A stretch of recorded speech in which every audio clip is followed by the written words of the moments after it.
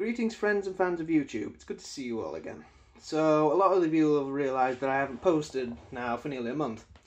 The reason for that was I had to take some priorities on board and I spent quite a lot of my time devoting myself to my studies. I can now announce happily on YouTube that I am graduating with a 2-2 degree in English language with honours. This means that I will also be progressing on to a Masters in Psychology in September. But as you can tell, I've not had a lot of free time to be able to dedicate myself to my music or to posting the top 7 videos that I was beginning. But that's not the subject of this video. Today, the subject of this video is this. This is my Epiphone Les Paul Custom Pro in black. The guitar does also come in a white option with all of the gold hardware. Now, there's a lot involved with this guitar. There's a lot of electronical stuff involved, so I would highly advise sitting back and getting a brew because this one's going to take a while. Anyway, on to the specifications. So, the body and the neck are both mahogany, and the fretboard is ebony. It's 22 jumbo frets, and the neck is glued in to the body, so it neck through construction. It has Grover machine heads and is 24 3/4 inch scale length. The pickups are Epiphone's own Humbucker pickups, and the reason I've said there's a lot of electronics involved with this video is because both of those pickups are coil splits, and on the neck selector there's also a phase reverser switch. Although how well that comes out in this video may yet to be seen, as I can't hear it quite clearly. I think it's one of those you have to really have it well mixed to actually be able to hear it. The guitar itself is heavy, as you would expect from a guitar made from mahogany. It weighs 8.7 pounds, which I think is just shy of the weight of a Gibson Les Paul Studio, or in that ballpark. So, as with any review video that I've ever done, I'm going to start with some basic tone tests. Now, as I've said, there's a lot of electronics involved and there is a lot of different sounds involved with this guitar. So I'm going to start with each individual pickup, each pickup split, and then I'll try and get the phase reverser to come through in the mix, although I'm not necessarily guaranteeing this. For those of you that want to know my signal chain, it is literally my Epiphone to my Marshall amp to my Sony camera. So, I'm going to start in the neck position. Full volume on both pickups. This is the neck at Humbucker.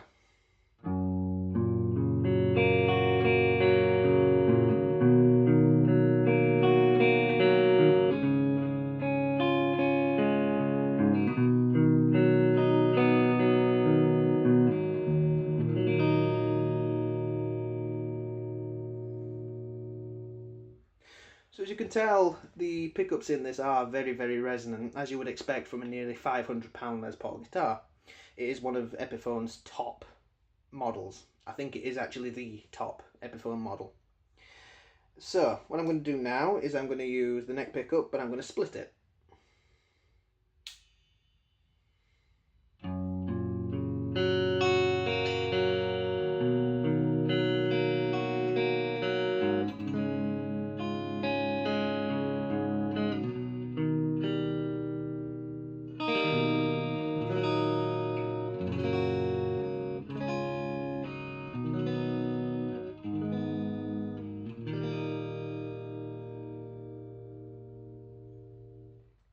So the eagle-eared among you will notice that it is actually quite different in terms of sound, as obviously the pickup is being split and is designed to sound like a single coil, or like a Strat pickup.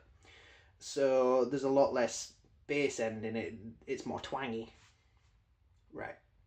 Now I'm going to split to the bridge pickup. The reason for this is because for me to use the phase reverser, I have to have the two like split between them. So I will do that and then do the phase reverser.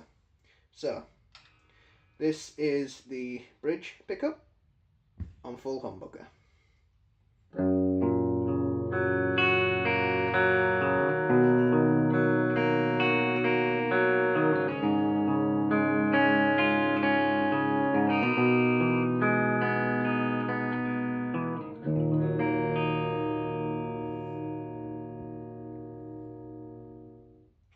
So maybe not quite as boomy as the neck position by any means, and certainly designed more for rhythm players as it should be. So now we'll go on to the bridge pickup, but split.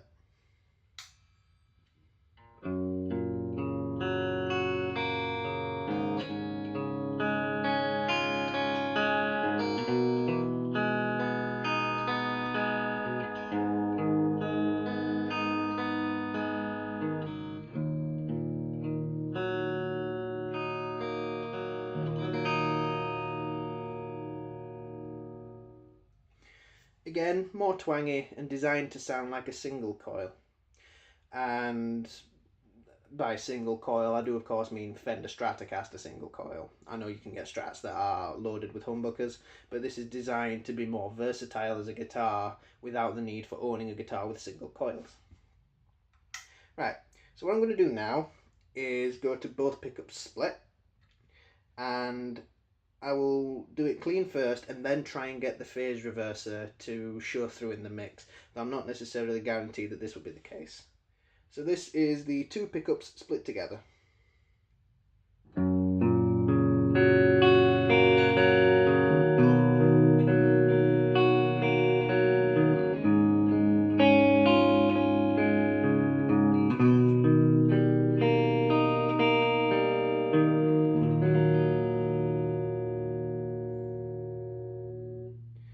This is the mid position with the neck split.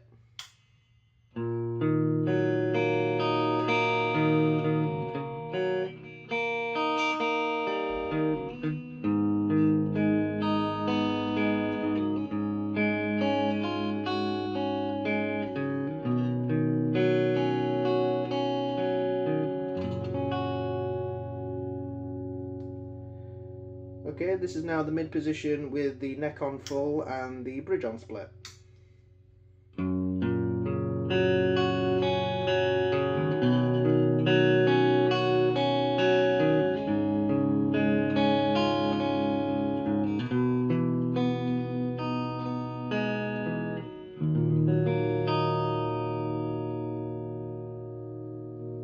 Next, the mid position with both pickups split.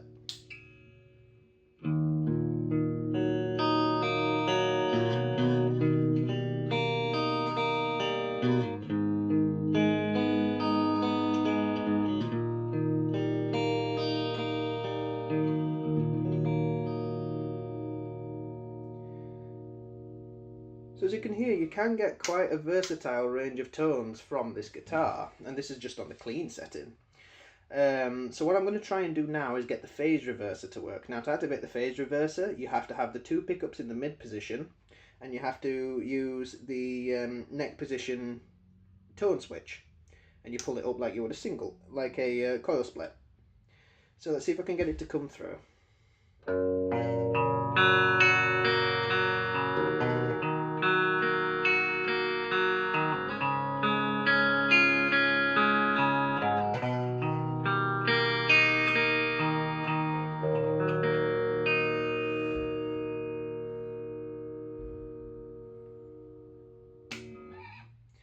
Okay, so I think I managed to get it to come through there, and what you'll hear is what it does is it creates a phase-like effect on your guitar, saving the need for you to actually get a phase pedal, although I would recommend getting a phase pedal because the phase effect built into this guitar is not exactly brilliant.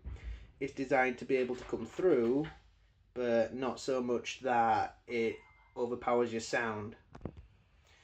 Okay guys, so as I was saying, I just had to take a little break there. The phase reverser isn't exactly brilliant for implementing a phase effect as such onto your guitar sound. However, it is good to get it to... It changes the sound slightly, but I feel that for live purposes it would always be better to have a phase pedal. So what I'm going to do now is switch over to the gain channel and run through the tones again. So I'm going to start again in the neck position. So this is the neck on full and on full humbucker.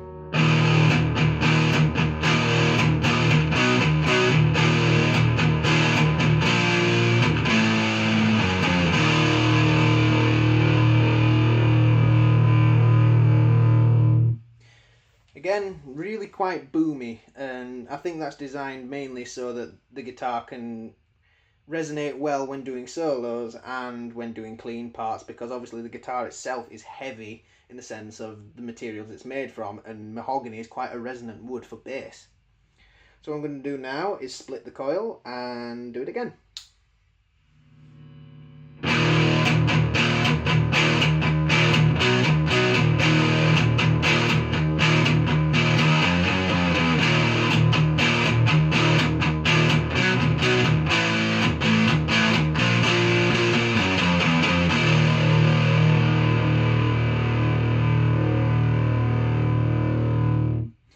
Okay, so not quite as boomy, but definitely resonant, and it definitely has that chunk, but it has this like the spank of a single coil as well. So what I'm going to do now is switch to the bridge position, and same again, I'll do it the full humbucker and then the coil split.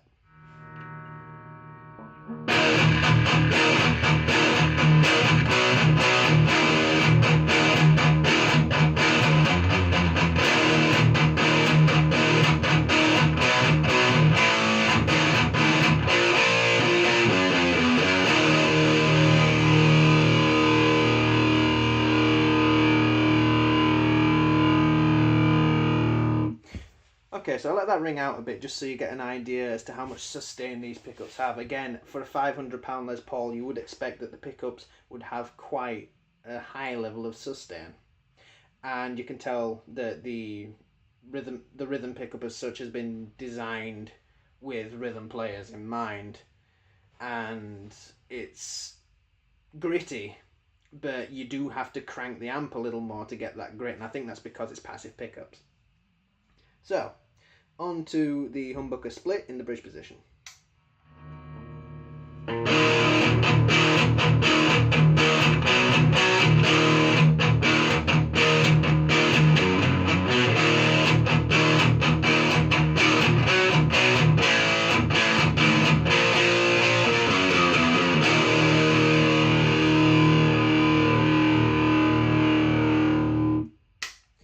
Nowhere near as gritty, and that's to my ear, but to others it may be, and it definitely sounds a lot more like a cranked single coil through a gain channel. Okay, so what I'm going to do now is move to the two pickups split together, and this is both on full humbucker.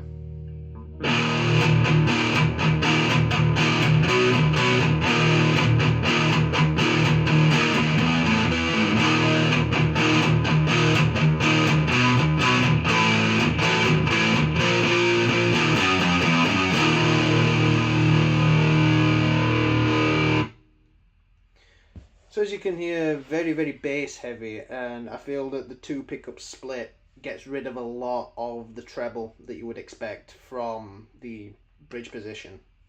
So what I'm going to do now is the mid position again, but with the neck pickup split.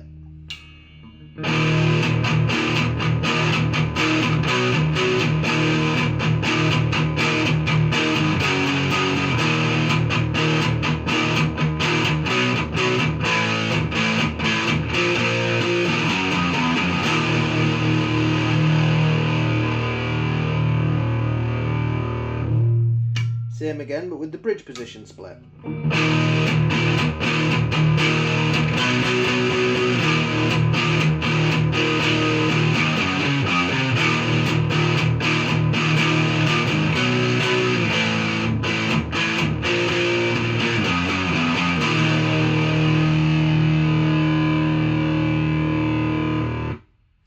And now both pickups split.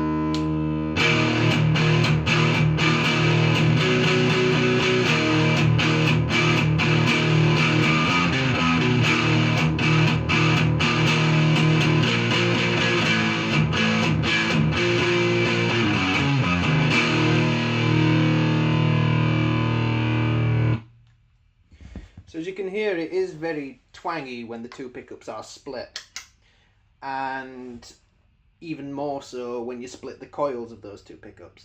Now, I have tried before to get the phase reversers to come through on the distorted channel, and it just doesn't work. So I'm not going to put it in this review video. what I would advise is if anyone wants to try to do that, do it through a higher amp and through an actual DAW where you can hear the frequencies. So, what do I think of it? Well, Les Pauls have always been a guitar for me that is a choice almost of many of the musicians that I listen to. James Hetfield has Les Pauls, Matt Heafy has signature Les Pauls, Lee Malia from Bring Me the Horizon has signature Les Pauls, and they all share the same thing in common, that the Les Paul in itself has a particular and unique sound. But to me, I would never go for a Gibson one. I would always go for an Epiphone. And I feel that's because, one, Epiphone are substantially cheaper, but they're manufactured in the same factory and under the same sort of specifications as actual Les Pauls. And some people would probably be inclined to agree with me that Epiphone Les Pauls can sometimes be better than Gibson ones. I have played Gibson Les Pauls, but I find them to be very heavy and, after a while, uncomfortable. And sometimes for me, the neck profiling isn't always what it should be.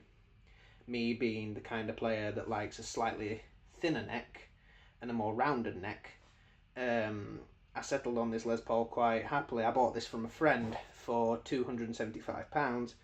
However, these retail new at anywhere between £380 to £490 in the UK, and that would roughly translate to about nearly $500 in the US. These are top of the line Epiphone guitars.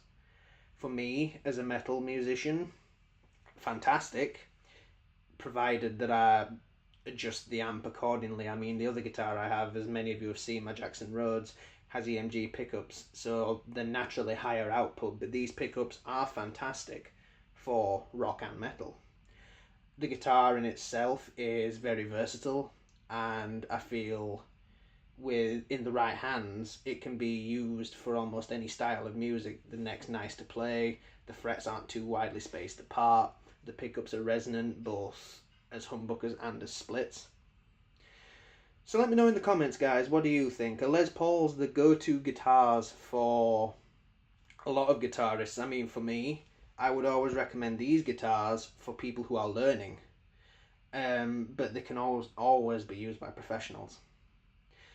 I thank you again for watching this review video and for having some patience with me. As I say, I had to dedicate some time to my studies and take some time away from YouTube, but I am going to try and get back on top of things. I thank you very much for watching. Take care, and I'll see you soon.